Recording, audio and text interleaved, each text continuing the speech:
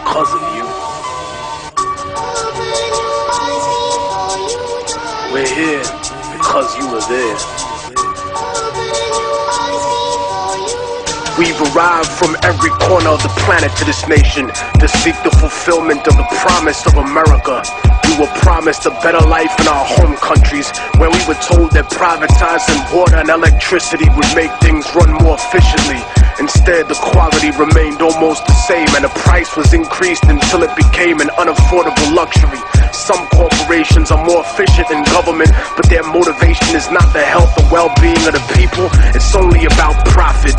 Everything else, their image, their human resources, their public relations only exist to protect the reality behind it.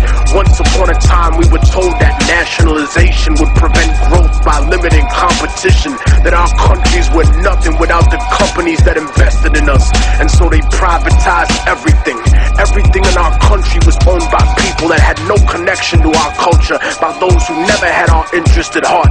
They didn't care about our survival or well-being. They just wanted to turn a profit by raping the land, by exploiting our people, our industry, and our resources. They took everything we built and made it theirs. First by creating racism to justify slavery, building the capital for capitalism, and then when they gave us what they called liberty, everything we had was still owned by them. Our governments told us that socialism was the real enemy and that we would have freedom, but the foreign powers and corporations were the ones with the real freedom. The freedom to take all the wealth generated by our work and our land and give us only a small percentage of the scraps from the table. Their lust for power and their greed drove them to betray not only us, but themselves and the word of their own God.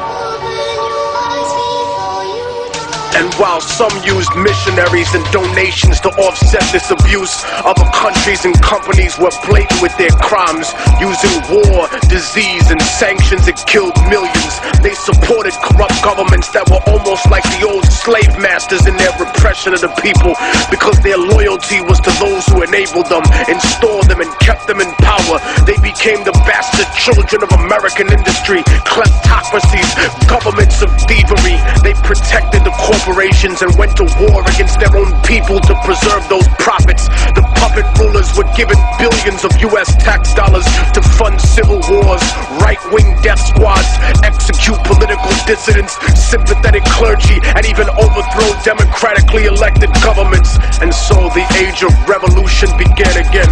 They painted it as godless terrorists versus the free world and the free market. But the free market has never been free, because the market does not regulate itself. It is manipulated like a puppet, and it survives because of its image. Destroy the image and the enemy will die. Such is the same in the rap industry, for the major label superpowers treat the underground like the third world. When they need new assets, new artists to prostitute or sign and put on the shelf to use their songs. When they needed new concepts, music, and publishing to steal from producers, they came to the underground, to the third world. They took our culture, our property, and our industry, and our resources, even using our own people to help them exploit us. But behind the mask of efficiency they claim that we need to succeed, they're no better than us. Their economic advertisement was always a lie. A few got rich, but most were given an illusion of wealth, almost as if it was designed for failure. Opportunity comes at the price of the soul in the music. So remember what they are underneath the fancy architecture, glitter and rented jewelry, the cars, the IMF loans, the seeds with suicide genes, 20-year contracts and oil blood money. Build your defenses, my independent brothers and sisters. They'll stop at nothing to get what they want. They paint the third world underground as savage and backward, but the superpowers are no less corrupt. They've just learned to disguise it better, cause they fix elections too. They embezzle tax money, they go to war for resources, they fund terrorism for their own benefit. And when there's enough at stake, history's taught us that they'll even assassinate their own presidents.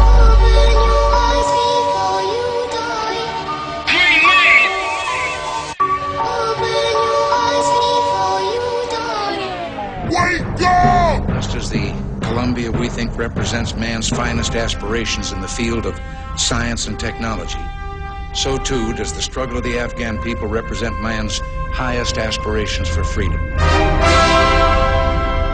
I am dedicating on behalf of the American people the March 22nd launch of the Columbia to the people of Afghanistan.